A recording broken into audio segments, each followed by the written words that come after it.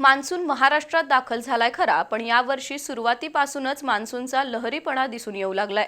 सध्या मान्सून तळ कोकणातच रखडला असून त्याच्या पुढील हालचालींसाठी अजून 4 दिवस जातील असा अंदाज आहे।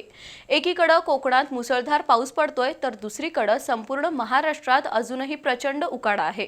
कोल्हापूर जिल्ह्यात ढगाळ हवामान असलं तरी तापमानाचा पारा 32 ते 34 अंशांवर अडून आहे, तर समाधानकारक पाऊस सुरू झाला नसल्यानं शेतकरी वर्ग अस्वस्थ आहे। 6 जूनला मान्सूननं तळ कोकणात प्रवेश केला। त्यानंतर मान्सूननं रत्नागिरी, सातारा, सोलापूरपर्यंतचा भाग व्यापला, पण त्यानंतर मान्सूनची प्रगती मंदावली। गेल्या आठवडाभर मान्सूनच्या परिणामातून सुरू होणारा पाऊस गायबच आहे।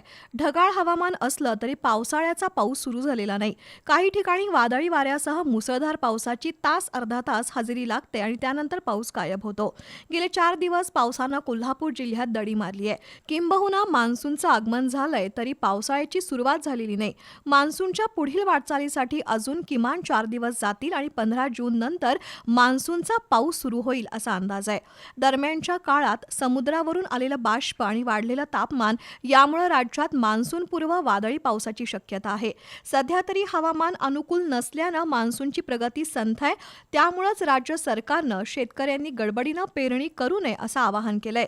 एकीकडे अल निनोमुळे पावसाचं घटत प्रमाण आणि दुसरीकडे रेंगाळलेला मान्सून यामुळे शेतकरी वर्गात अस्वस्थता आहे। शिवाय धरणातील पाणीसाठा खूपच कमी झाल्यानं आता पाऊस कधी सुरू होणार याबद्दल हुरहुर आहे।